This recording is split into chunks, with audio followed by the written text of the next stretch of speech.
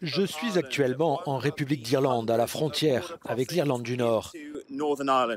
Aujourd'hui, les postes frontières ont disparu entre les deux pays et les points de passage y sont beaucoup plus nombreux que ceux existants, par exemple, entre les différents pays de l'Est de l'Europe. Ici, ce ne sont pas seulement les routes qui s'entrecroisent, ce sont aussi les voies navigables qui relient les deux Irlandes. Et c'est grâce à l'accord de paix du Vendredi Saint, signé en 1998, que tout cela a pu devenir possible. Avant cette date, les routes étaient fermées ou étaient contrôlées par l'armée, et les marchandises, comme les habitants, ne pouvaient pas circuler librement. 21 ans plus tard, vous le voyez, je peux passer en Irlande du Nord comme ça. Je n'ai pas été contrôlé, mais tout cela pourrait changer dans les prochaines semaines, selon la façon dont le Brexit fonctionnera.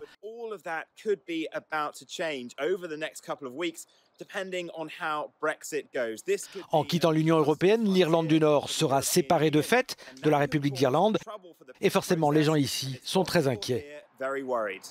Ce sont les images de cette vidéosurveillance qui ont réveillé de bien mauvais souvenirs. En janvier dernier, un groupe de républicains dissidents a abandonné cette voiture bourrée d'explosifs dans le centre de Londonderry. Et quelques instants plus tard, la voiture a été complètement pulvérisée. Par chance, personne n'a été blessé, mais le message a été bien transmis.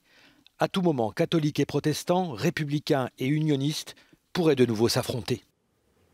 J'ai rencontré Peter Sheridan, c'est un ancien officier de police qui a passé toute sa carrière à la frontière pour lutter contre le crime organisé et le terrorisme.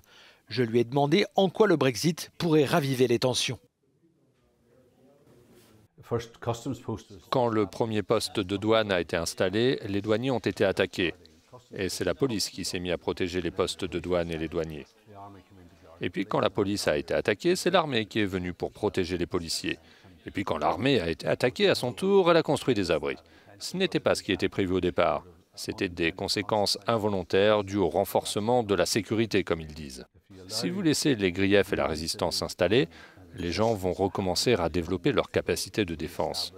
Aujourd'hui, cela prendra plus de temps qu'autrefois, car les gens ne pourront pas s'y remettre du jour au lendemain. Ils seront contrôlés, puis la police tentera d'empêcher tout cela. Je parle de ce que j'ai vu dans le passé. Les tensions entre les deux Irlandes, Tara et Connor pensaient que ce n'était qu'un chapitre dans leur livre d'histoire. Étudiants à Belfast, ils ont aujourd'hui peur de revivre le passé. L'accord de paix du Vendredi Saint était une solution tout à fait unique pour régler les problèmes. Et je pense qu'il a été mis en œuvre de manière très habile et que tout a été fait pour trouver le juste équilibre.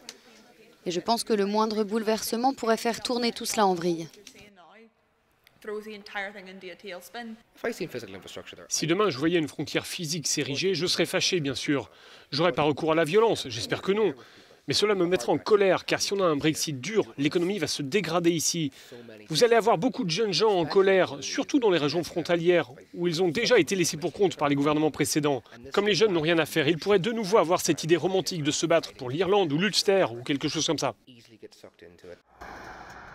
Les frontaliers des deux Irlandes sont sur le qui-vive. Ils attendent aujourd'hui avec angoisse le dénouement du Brexit qui se rapproche à grands pas. Un Brexit de tous les dangers qui pourrait bien fissurer un accord de paix encore très fragile.